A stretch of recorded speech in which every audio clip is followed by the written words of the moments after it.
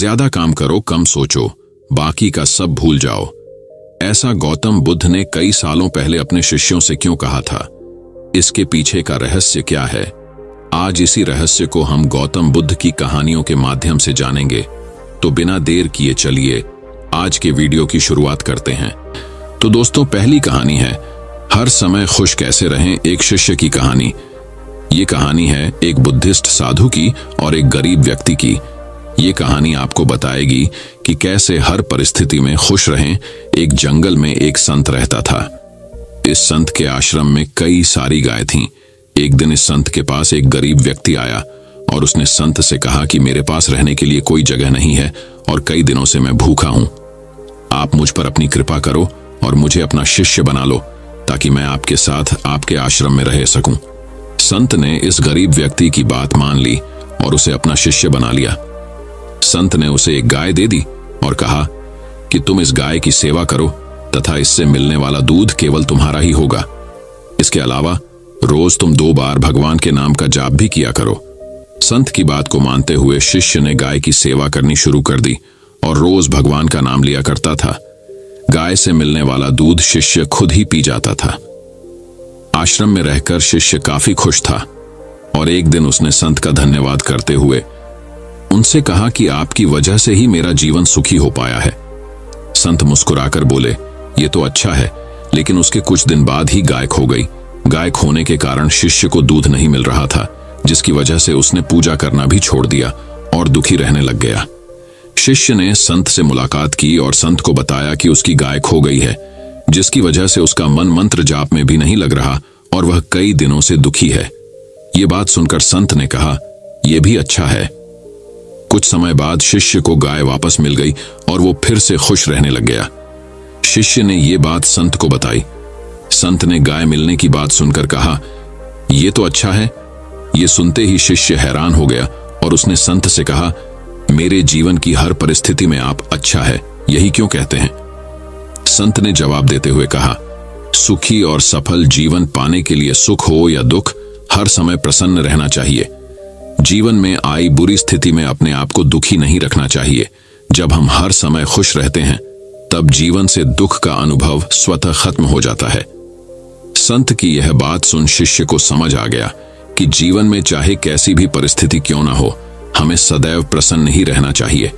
ऐसा करने से दुख महसूस नहीं होता और खुशी के साथ जीवन कट जाता है।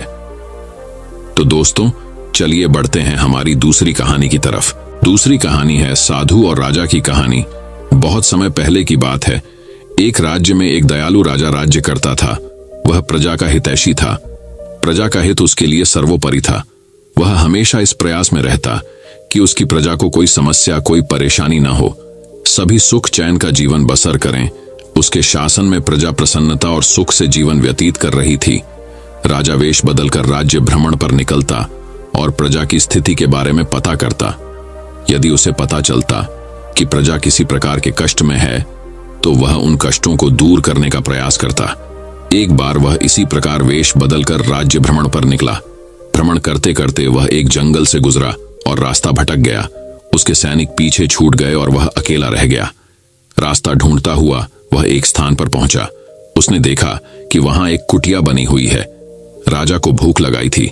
उसने सोचा यहां अवश्य भोजन की व्यवस्था हो जाएगी। उसने अपने घोड़े को एक पेड़ से बांधा और कुटिया में प्रवेश किया। वह एक साधु की कुटिया थी। गेरू वस्त्र धारण किए एक साधु पेड़ के नीचे आसन लगाकर बैठे थे। उनकी आंखें बंद थीं और वे ध्यान में लीन थे। राजा ने देखा कि उस स्थान का वातावरण बहुत ही सुंदर है। पेड़ पौधे हरे भरे हैं जिनमें फूल और फल लदे हुए हैं। पंछी उन्मुक्त होकर विचरण कर रहे हैं। राजा ये देखकर बड़ा प्रसन्न हुआ। वह साधु के पास गया और उन्हें प्रणाम कर उसके सामने घुटनों के बल बैठ गया। साधु ने आहट पाकर आंखें खोली और अपने सामने एक नौजवान को पाया।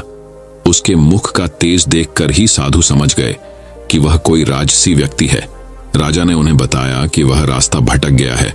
साधु ने उसे अपने आश्रम में शरण दी, खाने के लिए मीठे फल दिए। राजा ने कभी उतने मीठे फल नहीं खाए थे। उसके चकित होकर पूछा, गुरुवर, आज तक मैंने इतने मीठे और स्वादिष्ट फल नहीं खाए, इनके इतने मीठे होने का कारण क्या है? साधु ने कहा, इस राज्य का राजा अत्यंत दयालु और न्यायप्रिय है, इसलिए ये फल इतने मीठे हैं। जब तक वह अपनी प्रजा का हितैषी रहेगा, दिन दुखियों का सहायक रहेगा, ये फल ऐसे ही मीठे रहेंगे। राजा को यह सुनकर बड़ा आश्चर्य हुआ। उसके लिए इन बातों पर विश्वास करना कठिन था। जब साधु से आज्ञा लेकर वह लौटा तो उसने निश्चय किया कि वह इस बात का परीक्षण अवश्य करेगा। उसे अपने सैनिक मिल गए जो जंगल में उसे ढूंढ रहे थे। वह अपने राज्य वापस लौट गया। वापस लौटने के बाद उसने प्रजा पर जुल्म ढाने शुरू कर दिए। उसने किसानों का लगान बढ़ा दिया और प्रजा पर ना प्रकार के कर लगा दिए। अब वह अपना धन भोग विलास में खर्च करने लगा और प्रजा की ओर से उदासीन हो गया। प्रजा पर अत्याचार बढ़ने लगे तो पूरे राज्य में त्राही त्राही मच गई। कुछ दिनों बाद राजा फिर जंगल में उसी साधु की कुटिया में पहुंचा। इस बार उसने देखा कि वहां का वातावरण भिन्न है। पेड़ पौधे सूख चुके हैं, फूल मुरझा गए हैं, फल सड़ चुके हैं। ये देखकर वह चकित रह गया। वह साधु के पास गया और उसे प्रणाम किया। साधु ने उसे खाने के लिए फल दिए। इस बार फलों का स्वाद कड़वा था। राजा ने साधु से इसका कारण पूछा। साधु ने कहा, इस राज्य का राजा बात पहले जैसा नहीं रहा। उसे प्रजा के हित का कोई ख्याल नहीं है। वह प्रजा पर अत्याचार करने लगा है। उसके प्रति प्रजा के मन में कड़वाहट बस गई है, इसीलिए इन फलों का स्वाद कड़वा है। राजा साधु की कुटिया से अपने राज्य लौट आया। उसे साधु की बात समझ आ गई थी। अगले दिन से वह फिर से अपनी प्रजा का ध्यान रखने लगा। उसके बदलते ही फिर से प्रकृति ने अपना रंग बदला और हरी भरी हो गई। तो दोस्तों, इस कहानी से हमें यह सीख मिलती है, जैसा कर्म करोगे वैसा ही फल मिलेगा। यदि अच्छे कर्म करोगे तो अच्छा फल मिलेगा, बुरे कर्म करोगे तो बुरा। यदि हम किसी को कड़वाहट देंगे तो बदले में हमारे जीवन में भी कड़वाहट घुल जाएगी। इसलिए हमेशा सबका भला करें। तो दोस्तों, चलिए बढ़ते हैं हमारी तीसरी कहानी की तरफ। तीसरी कहानी, एक गुरु और शिष्य की कहानी। एक गुरु अपने शिष्य के साथ कहीं जा रहे थे। चलते चलते उन्हें प्यास लगी तो वे दोनों एक खेत के पास जाकर रुक गए। खेत की हालत देखकर लगता था कि खेत का मालिक खेत पर जरा भी ध्यान नहीं देता है। उन्होंने देखा खेत में एक घर भी है। दोनों जाकर दरवाजा खटखटाते हैं। घर में से एक आदमी, उसकी पत्नी और 2 बच्चे बाहर आते हैं। सभी ने फटे पुराने कपड़े पहने हुए होते हैं। गुरु कहते हैं, क्या हमें पानी मिल सकता है? काफी प्यास लगी हुई है। वो व्यक्ति उन्हें पानी लाकर देता है। फिर गुरु कहते हैं, आपका खेत इतना अच्छा है, लेकिन इसमें कोई भी फसल क्यों नहीं बोई गई? व्यक्ति कहता है, हमारे पास एक भैंस है जो काफी दूध देती है, जिसे बेचकर और पीकर हमारा गुजारा हो जाता है, इसलिए बेवजह खेती क्यों करूं? गुरु कहते हैं, क्या हम आज की रात यहां रुक सकते हैं? कल सुबह होते ही हम यहां से निकल जाएंगे। व्यक्ति कहता है, ठीक है, आप यहां रुक सकते हैं। आधी रात होते ही गुरु अपने शिष्य से कहते हैं, उठो, हमें अभी यहां से निकलना है। लेकिन जाने से पहले हम इस व्यक्ति की भैंस को पहाड़ से गिराकर मार देंगे। यह सुनकर शिष्य को काफी बुरा लगा, लेकिन वो अपने गुरु की बात टाल नहीं पाया। वे दोनों रातों रात भैंस को मारकर वहां से भाग जाते हैं। 10 वर्ष बाद जब शिष्य अपनी शिक्षा पूरी कर लेता है, तब वो सोचता है क्यों न अपनी गलती को सुधारा जाए, उस आदमी के पास वापस जाकर उसकी मदद की जाए। शिष्य उसी गांव, उसी जगह वापस जाता है और देखता है वहां के सारे खेतों में दूर दूर तक काफी फल लगे हुए हैं और वहां एक बहुत बड़ा घर भी है। शिष्य को लगता है शायद वो आदमी सब कुछ बेच के यहां से जा चुका होगा। शिष्य वहां से वापस जाने लगता है। तभी वहां घर के आगे एक कार आकर रुकती है। कार में से वही व्यक्ति बाहर आता है जिससे शिष्य 10 साल पहले मिला था। शिष्य उसके पास जाकर कहता है, आपने मुझे पहचाना? मैं 10 साल पहले आपसे मिला था। व्यक्ति कहता है, हाँ, उस दिन को मैं कैसे भूल सकता हूं।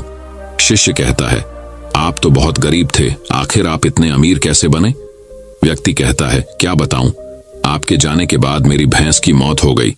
मैं कुछ दिन काफी दुखी रहा, परेशान रहने लगा, लेकिन जीवन जीने के लिए कुछ तो करना ही था। मैं लकड़ियां काट कर बेचने लगा, जिससे कुछ पैसे आए तो मैंने खेत की बुआई कर दी। फिर उससे और पैसे आए तो मैंने सारी जगह खरीद ली और फलों की बुआई करवा दी। और आज मैं आसपास के इलाकों में फलों का सबसे बड़ा व्यापारी हूं और मेरे पास लाखों रुपये हैं। अगर उस दिन भैंस की मौत नहीं हुई होती तो आज मैं इतना सफल नहीं हुआ होता। दोस्तों, इस कहानी से यह साफ पता चलता है कि जीवन में हर परेशानी आपके लिए एक बड़ा मौका लेकर आती है। अगर अभी आपके जीवन में परेशानी आई है तो यकीन मानो एक बहुत बड़ी सफलता भी अपने साथ लेकर आई है। यकीन मानिए, बुरे वक्त में आपने हिम्मत नहीं हारी तो आने वाले समय में आप बेहद सफल होने वाले हैं। अगर आपको यह कहानी अच्छी लगी है तो और लोगों और अपने करीबी दोस्तों के साथ शेयर करें। तो दोस्तों, चलिए बढ़ते हैं हमारी चौथी कहानी की तरफ। चौथी कहानी, पहले अपनी नजर को बदलो। एक बार एक बहुत बड़ा नेता एक साधु के छोटे से आश्रम में गया।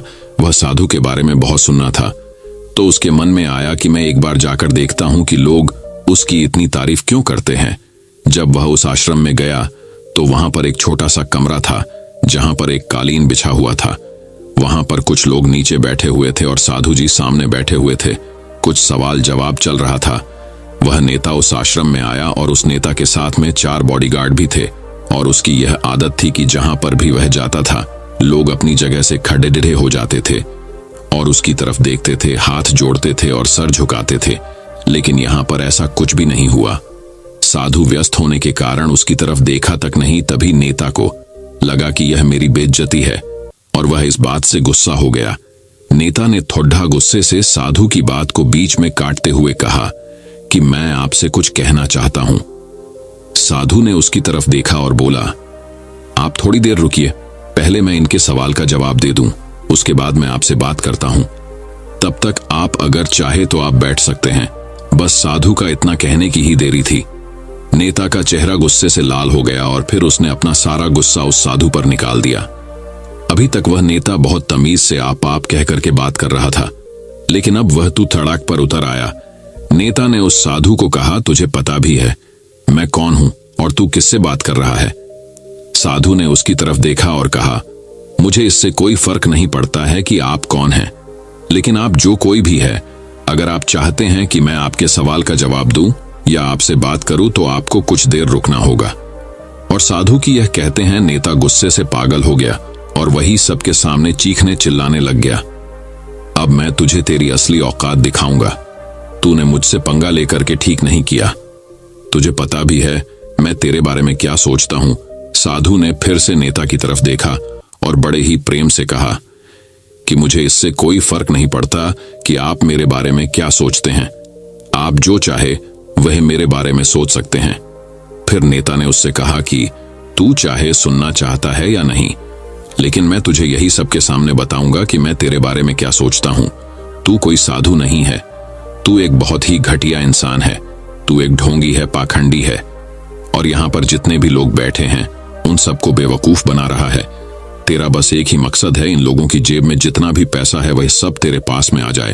तू अपने फायदे के लिए इन लोगों का इस्तेमाल कर रहा है और अब मैं तुझे नहीं छोड़ने वाला हूं। पूरी दुनिया के सामने तेरा पर्दाफाश करके रहूंगा।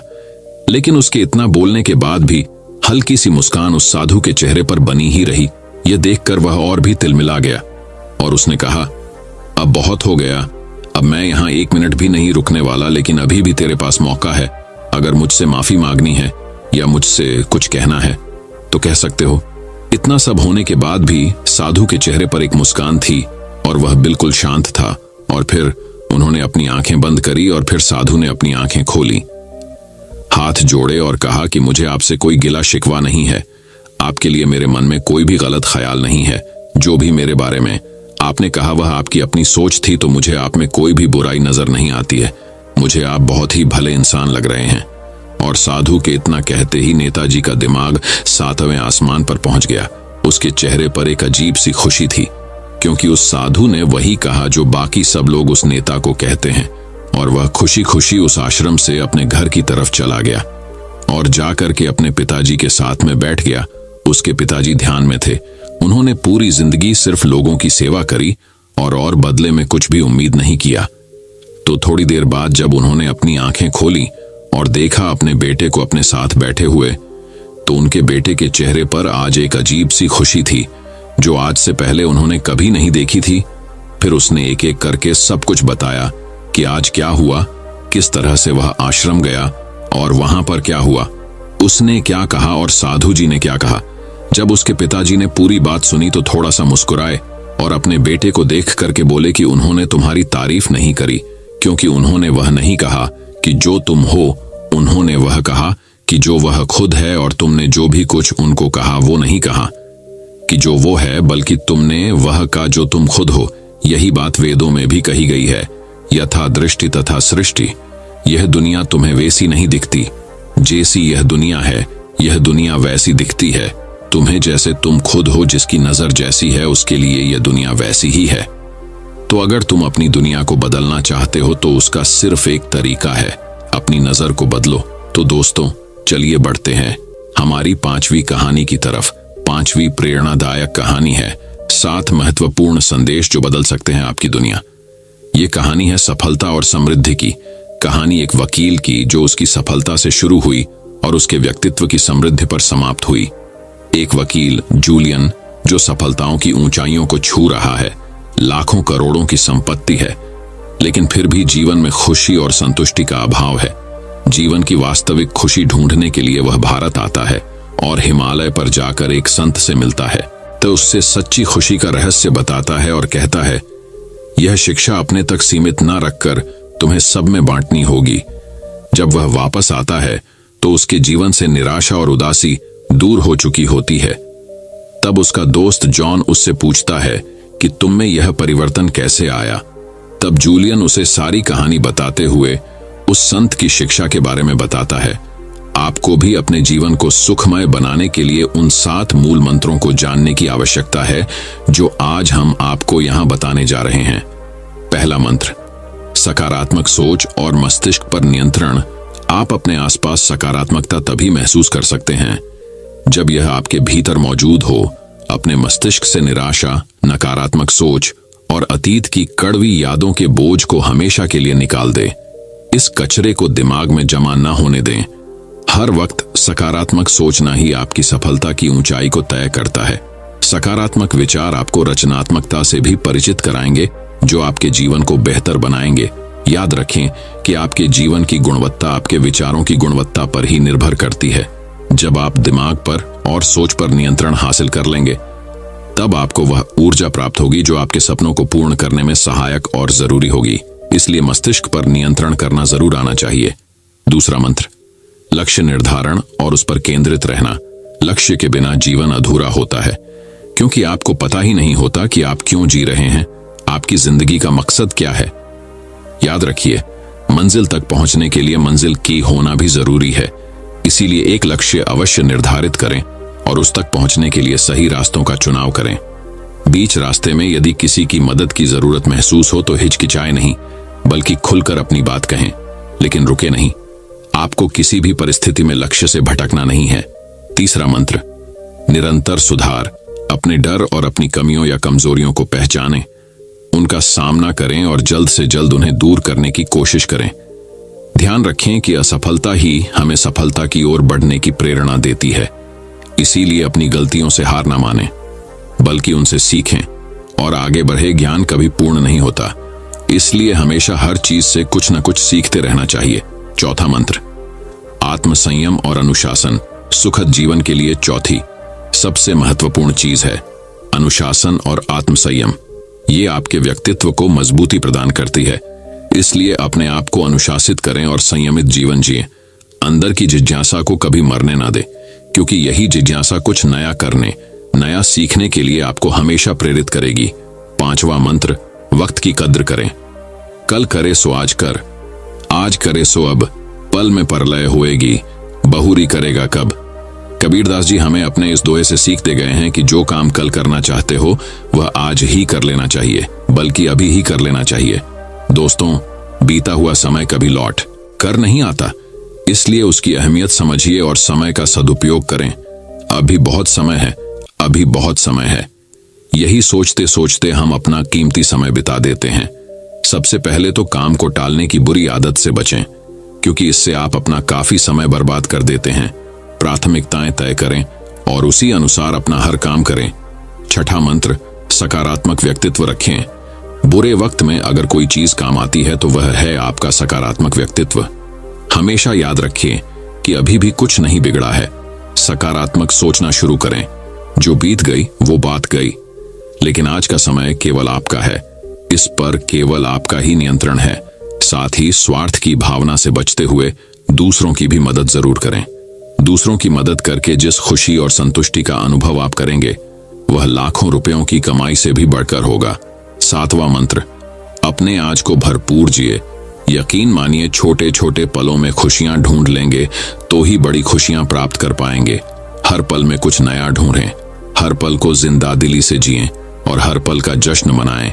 चाहे वह दोस्तों के साथ घूमने हो, पत्नी के साथ चाय पे गपशप हो या प्रेमिका के साथ रूठना मनाना हो, हर वक्त को एंजॉय करें। आज के बिताए हुए खुशनुमा पल ही भविष्य की सुनहरी यादें बनकर हमें खुश करते हैं। अपनी खुशियों को दीपक की वह लौ मानिए जिसे आपको बुझने नहीं देना है। ध्यान रखिए कि हमारी खुशियों की चाबी केवल हमारे पास होती है। असफलताओं से शिक्षा लेकर, कड़वे अनुभव को शिक्षक मानकर, दिल में केवल अच्छी यादें बसाकर बस आगे बढ़ते जाइए। तो दोस्तों, चलिए बढ़ते हैं हमारी छठी कहानी की तरफ। छठी कहानी है, जब तक अच्छी बातों को अपने जीवन में नहीं उतारेंगे तब तक इनसे कोई लाभ नहीं मिलेगा। बुद्ध से एक व्यक्ति ने कहा कि तथागत, मैं रोज आपके प्रवचन सुन रहा हूं, लेकिन मुझे इसका कोई लाभ नहीं मिला। एक व्यक्ति गौतम बुद्ध का प्रवचन सुनने रोज आया करता था और बड़े ही ध्यान से उनकी बातें सुनता था। बुद्ध अपने प्रवचनों में लालच, मोह, बैर और अहंकार छोड़कर जीवन में सुख शांति बनाए रखने की बातें किया करते थे।